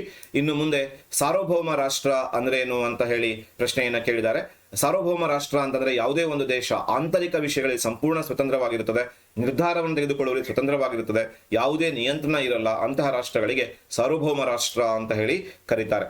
ಇನ್ನು ಸರ್ವೋಚ್ಚ ನ್ಯಾಯಾಲಯದ ನ್ಯಾಯಾಧೀಶರನ್ನ ಪದಚ್ಯುತಗೊಳಿಸುವಂತಹ ವಿಧಾನಗಳು, ಮೊದಲು ದೋಷಾರೋಪಣೆಯ ಪ್ರಕ್ರಿಯೆ ಆಗಬೇಕು, ಇಂಪೀಚ್ಮೆಂಟ್ ಆಗಬೇಕು. ಸಂಸತ್ತಿನ ಪ್ರಕ್ರಿಯೆಯ ಮೂಲಕ ಮಾತ್ರ ಇವರನ್ನ ವಜಾಗೊಳಿಸಬಹುದು. ಮಸೂದೆಯ ಮಂಡನೆ ಆಗುವಾಗ ಕನಿಷ್ಠ 100 ಸದಸ್ಯರು, ಲೋಕಸಭೆ ಸದಸ್ಯರು, 50 ರಾಜ್ಯಸಭೆಯ ಸದಸ್ಯರು ಒಪ್ಪಿಗೆಯನ್ನು ಕೊಡಬೇಕು. ವಿಶೇಷ ಬಹುಮತ ಬೇಕು. 2 ಸದನಗಳಲ್ಲಿ 2/3 ಬಹುಮತ ಇದ್ದರೆ ಮಾತ್ರ ಅವರನ್ನ ಇಂಪೀಚ್ಮೆಂಟ್ ಮೂಲಕ ವಜಾ ಮಾಡ್ಲಿಕ್ಕೆ ಸಾಧ್ಯ ಇದೆ. ಆಮೇಲೆ ರಾಷ್ಟ್ರಪತಿಯವರ ಆದೇಶದ ಮೇರೆಗೆ ನ್ಯಾಯಾಧೀಶರನ್ನ ಹುದ್ದೆಯಿಂದ ತೆಗೆದುಹಾಕಬಹುದು. ನಾಗರಿಕ ರಕ್ಷಣೆ, ಸಿವಿಲ್ ಡಿಫೆನ್ಸ್ ಅಂದ್ರೆ ಏನು ಅನ್ನೋ ಪ್ರಶ್ನೆ ಇದೆ. ಅನೇಕ ಸಂದರ್ಭಗಳಲ್ಲಿ ನಾಗರಿಕರನ್ನು ರಕ್ಷಿಸುವಂತಹ ಒಂದು ಕಾರ್ಯತಂತ್ರ, ಯುದ್ಧ ಇರಲಿ, ಶತ್ರುಗಳ ದಾಳಿ ಇರಲಿ, ಬಾಂಬ್ ಸ್ಫೋಟ ಇರಲಿ, ನೈಸರ್ಗಿಕ ವಿಕೋಪಗಳಿರಲಿ, ಯಾವುದೇ ರೀತಿಯ ಜೀವ ಮತ್ತು ಆಸ್ತಿ ಹಾನಿ ಆಗದಂತೆ ನಾಗರಿಕರನ್ನು ರಕ್ಷಣೆ ಮಾಡುವಂತಹ ಮಿಲಿಟರಿಯೇತರ ಒಂದು ರಕ್ಷಣಾತ್ಮಕ ಉಪಾಯ ಏನಿದೆ ಅದನ್ನ ನಾಗರಿಕ ರಕ್ಷಣೆ ಅಂತ ಕರೀತಾರೆ. ತುರ್ತು ಸಂದರ್ಭಗಳಲ್ಲಿ ಒಂದು ಪ್ರಥಮ ಚಿಕಿತ್ಸೆ ನೀಡೋದು, ಬೆಂಕಿಯನ್ನು ನಂದಿಸೋದು, ಪ್ರವಾಹದಲ್ಲಿ ಸಿಕ್ಕಾಕರನ್ನ ಎತ್ಕೊಂಡು ಬರೋದು, ರಕ್ಷಣಾ ಕಾರ್ಯಾಚರಣೆ ಮಾಡೋದು, ಮುನ್ನೆಚ್ಚರಿಕೆ ಸಂದೇಶ ಕೊಡೋದು, ಇವೆಲ್ಲವನ್ನ ಮಾಡುತ್ತೆ. ಇದರ ಉದ್ದೇಶ ಏನು ಅಂತ ಕೇಳಿದ್ರೆ, ದೇಶದ ಒಳಭಾಗದಲ್ಲಿ ಇರುವಂತಹ ಸಾರ್ವಜನಿಕರಿಗೆ ಒಂದು ಧೈರ್ಯವನ್ನ, ರಕ್ಷಣೆಯ ಭಾವವನ್ನ ಉಂಟು ಮಾಡಿ ಅವರು ನೆಮ್ಮದಿಯಿಂದ ಜೀವನ ಮಾಡೋದಕ್ಕೆ ಅವಕಾಶ ಮಾಡಿಕೊಡ್ಬೇಕು ಮತ್ತು ಉತ್ಪಾದನಾ ವ್ಯವಸ್ಥೆ ಸ್ಥಗಿತಗೊಳ್ಳದಂತೆ ಮುಂದುವರ್ಕೊಂಡು ಹೋಗೋದಂತೆ ಮಾಡಬೇಕಾಗಿರೋದು. ಇನ್ನು ಪೌರತ್ವವನ್ನು ಕಳೆದುಕೊಳ್ಳುವ ಅಥವಾ ತ್ಯಜಿಸುವ ವಿಧಾನಗಳು 3 ಮಾರ್ಗ ಇದೆ. ಪೌರತ್ವವನ್ನು ತ್ಯಾಗ, ನನಗೆ ಪೌರತ್ವ ಬೇಡ ಅಂತ ಹೇಳಿ ತ್ಯಾಗ ಮಾಡ್ಬೋದು. ಬೇರೆ ದೇಶದ ಪೌರತ್ವವನ್ನು ಪಡೆದುಕೊಂಡಾಗ ತನ್ನಿಂದ ತಾನೇ ಭಾರತ ಪೌರತ್ವ ರದ್ದಾಗತ್ತೆ. ಇನ್ನು ಪೌರತ್ವವನ್ನು ಕಸಿದುಕೊಳ್ಳುವಿಕೆ, ಆತ ಯಾವುದೋ ಒಬ್ಬ ವ್ಯಕ್ತಿ ದೇಶದ್ರೋಹದಲ್ಲಿ ತೊಡಗಿದ್ದಾನೆ, ಶತ್ರು ದೇಶಗಳಿಗೆ ಸಹಾಯ ಮಾಡ್ತಾನೆ ಅಂದಾಗ ಅವನ ಪೌರತ್ವವನ್ನ ಕಸಿದುಕೊಳ್ಳಲಾಗತ್ತೆ. ಈ ತರ 3: ಪೌರತ್ವ ತ್ಯಾಗ, ಪೌರತ್ವದ ಅಂತ್ಯ ಮತ್ತು ಪೌರತ್ವವನ್ನ ಕಸಿದುಕೊಳ್ಳುವಿಕೆ. ಇನ್ನು ವಿಶ್ವಸಂಸ್ಥೆಯ ಪ್ರಮುಖ ಅಂಗಸಂಸ್ಥೆಗಳು ಯಾವ್ಯಾವುದು ಅಂತ ಕೇಳಿದ್ರೆ, ಸಾಮಾನ್ಯ ಸಭೆ, ಇದು ಸಂಸತ್ತು, ಭದ್ರತಾ ಮಂಡಳಿ, ಪ್ರಪಂಚದಲ್ಲಿ ಯುದ್ಧಗಳು ಆಗದಂತೆ ತಡೆಯುವ ಪ್ರಮುಖ ಕಾರ್ಯವನ್ನ ಭದ್ರತಾ ಮಂಡಳಿ ಮಾಡುತ್ತೆ. 5 ಕಾಯಂ ದೇಶಗಳಿದಾವೆ, 10 ಹಂಗಾಮಿ ದೇಶಗಳಿದಾವೆ. ಅದರಲ್ಲಿ ಅಮೆರಿಕ ಇದೆ, ಆಮೇಲೆ ಚೀನಾ ಇದೆ, ಆಮೇಲೆ ರಷ್ಯಾ ಇದೆ, ಫ್ರಾನ್ಸ್ ಇದೆ, ಮತ್ತೆ ಇಂಗ್ಲೆಂಡ್ ಇದೆ. ಈ 5 ದೇಶಗಳು ಕಾಯಂ ದೇಶಗಳು. ಭಾರತಕ್ಕೆ ಕೂಡ ಕಾಯಂ ದೇಶ ಸ್ಥಾನಮಾನ ಕೊಡಬೇಕು ಅನ್ನೋ ಪ್ರಸ್ತಾಪ ಇದೆ. ಇನ್ನು ಆರ್ಥಿಕ ಸಾಮಾಜಿಕ ಮಂಡಳಿ ಅನೇಕ ಸಹಾಯಕ ಸಂಸ್ಥೆಗಳ ಮೂಲಕ ಅತ್ಯಂತ ಸಮೃದ್ಧವಾದ ಕೆಲಸ ಮಾಡುತ್ತೆ. ಯುನೆಸ್ಕೋ, ಯುನಿಸೆಫ್, IBRD, IMF, ಹೀಗೆ. ಅಂತಾರಾಷ್ಟ್ರೀಯ ನ್ಯಾಯಾಲಯ ನೆದರ್ಲ್ಯಾಂಡ್ ನ ದಿ ಹೇಗ್ ನಗರದಲ್ಲಿದೆ, ಅಂತಾರಾಷ್ಟ್ರೀಯ ವಿವಾದಗಳನ್ನ ಬಗೆಹರಿಸುತ್ತೆ. ಇನ್ನು ಸಚಿವಾಲಯ, ಇದು ಆಡಳಿತ ಕಾರ್ಯಾಲಯ, ಮಹಾಪ್ರಧಾನ ಕಾರ್ಯದರ್ಶಿಯರ ಮುಖ್ಯಸ್ಥರಾಗಿರ್ತಾರೆ. ಪೋರ್ಚುಗಲ್ ದೇಶದ ಆಂಟಾನಿಯೋ ಗುಟ್ರೆಸ್ ಅವರು ಈ ಸಚಿವಾಲಯದ ಪ್ರಸ್ತುತ ಮಹಾಪ್ರಧಾನ ಕಾರ್ಯದರ್ಶಿ. ಇನ್ನು ಟ್ರಸ್ಟಿಶಿಪ್ ಕೌನ್ಸಿಲ್ ಅಥವಾ ಧರ್ಮದರ್ಶಿ ಮಂಡಳಿ ಇದೆ. ಆದರೆ 2ನೇ ಮಹಾಯುದ್ಧದ ನಂತರ ಏನು ಅನೇಕ ದೇಶಗಳಿಗೆ ಸ್ವಾತಂತ್ರ್ಯ ಸಿಗಲಿಲ್ಲ, ಅಂತಹ ದೇಶಗಳಿಗೆ ಸ್ವಾತಂತ್ರ್ಯ ಒದಗಿಸೋದು ಧರ್ಮದರ್ಶಿ ಮಂಡಳಿಯ ಕೆಲಸ ಆಗಿತ್ತು. ಬಹುತೇಕ ಎಲ್ಲ ದೇಶಗಳಿಗೆ ಸ್ವಾತಂತ್ರ್ಯವನ್ನು ಒದಗಿಸಿ ಕೊಟ್ಟಿರೋದ್ರಿಂದ ಟ್ರಸ್ಟಿಶಿಪ್ ಕೌನ್ಸಿಲ್ ಅಥವಾ ಧರ್ಮದರ್ಶಿ ಮಂಡಳಿಗೆ ಅಂತಹ ಕೆಲಸಗಳಿಲ್ಲ ಅಂತ ನೋಡಬಹುದು. ಇವು ಈ 91 ಪ್ರಶ್ನೆಗಳು 2017ನೇ ವರ್ಷದ ಒಂದು ಪದವೀಧರ ಪ್ರಾಥಮಿಕ ಶಾಲಾ ಶಿಕ್ಷಕರ ಪರೀಕ್ಷೆಗಾಗಿ ನಡೆದಂತಹ ಪ್ರಶ್ನೆ ಪತ್ರಿಕೆ. ಎಲ್ಲವನ್ನ ಕೂಲಂಕುಷವಾಗಿ ಚರ್ಚೆ ಮಾಡಿದೀನಿ. ನೀವು ಇದನ್ನ ಚೆನ್ನಾಗಿ ನೋಡ್ಕೊಂಡ್ಬಿಟ್ಟು ಒಂದ್ಸಲ ಈ ಪೇಪರನ್ನ ಇಟ್ಕೊಂಡು ನೀವು ಬರಿಬೇಕು, ಪ್ರಾಕ್ಟೀಸ್ ಮಾಡಬೇಕು. ನಿಮ್ಗೆ ಎಷ್ಟು ಸಮಯ ಹಿಡಿಯುತ್ತೆ, ನಾವು ಇನ್ನೂ ಹೆಚ್ಚು ಬರ್ಲಿಕ್ಕೆ ಸಾಧ್ಯನಾ, ಅಥವಾ ಶಾರ್ಟೇಜ್ ಮಾಡ್ಕೋಬೇಕಾ, ಎಲ್ಲಿ ಶಾರ್ಟೇಜ್ ಮಾಡ್ಕೋಬೇಕು, ಈ ತರ ತಯಾರಿ ಮಾಡಬೇಕು. ಸೊ ಕೊನೆಗೆ ನಿಮ್ಗೆ ಒಂದು ಹಿಂಟ್ ಏನು ಅಂತ ಕೇಳಿದ್ರೆ, ದಯವಿಟ್ಟು 6, 7, 8, 9 ಮತ್ತು 10ನೇ ತರಗತಿಯ ಸಮಾಜ ವಿಜ್ಞಾನ ಏನು ಸರ್ಕಾರ ಬಿಡುಗಡೆ ಮಾಡಿದೆ, ನೀವು ಕರ್ನಾಟಕ ಟೆಕ್ಸ್ಟ್ ಬುಕ್ ಅನ್ನ ನೀವು ನೋಡಿದ್ರೆ ಅಲ್ಲಿ ನಿಮ್ಗೆ ಸಿಗತ್ತೆ. ಎಲ್ಲವುಗಳು ಕೂಡ PDF ರೂಪದಲ್ಲಿ ಸಿಗತ್ತೆ. ಅವುಗಳನ್ನ ಡೌನ್ಲೋಡ್ ಮಾಡಿಕೊಂಡು ಥೊರೋಲಿ ಅದನ್ನ ಓದ್ಕೊಂಡ್ಬಿಟ್ರೆ ಮತ್ತೆ ಬಹುತೇಕ ನಿಮ್ಗೆ ಸೆಕೆಂಡ್ ಪೇಪರಿಗೆ ಬೇರೆ ಏನೂ ಓದಕ್ ಬೇಕಾಗಲ್ಲ. ಮತ್ತೆ ಇಲ್ಲಿರುವಂತಹ ಅನೇಕ ವಿಷಯಗಳೇ ನಿಮ್ಗೆ ಸಾಮಾನ್ಯ ಜ್ಞಾನಕ್ಕೆ ಕೂಡ ಬರುತ್ತೆ. ಹಾಗೆ ಬಹಳ ದಿನಗಳಿಲ್ಲ, ಪ್ರತಿಯೊಂದು ಕ್ಷಣವೂ ಕೂಡ ಅಮೂಲ್ಯ. ನಿಮ್ಗೆ ಎಲ್ಲರಿಗೂ ಗುಡ್ ಲಕ್, ನಿಮ್ಮ ಪರೀಕ್ಷೆಯ ತಯಾರಿ ಚೆನ್ನಾಗಾಗ್ಲಿ ಅಂತ ಹೇಳ್ತಾ ಈ ವಿಡಿಯೋವನ್ನ ನೋಡಿದ್ದಕ್ಕಾಗಿ ಮತ್ತು ಇದರಿಂದ ನಿಮ್ಗೆ ಏನಾದರೂ ಅನುಕೂಲ ಆಗ್ಲಿ ಅಂತ ಆಶಿಸ್ತಾ ಧನ್ಯವಾದಗಳೊಂದಿಗೆ ಈ ವಿಡಿಯೋವನ್ನ ಇಲ್ಲಿಗೆ ಮುಕ್ತಾಯಗೊಳಿಸೋಣ. Thank you, take care, good luck.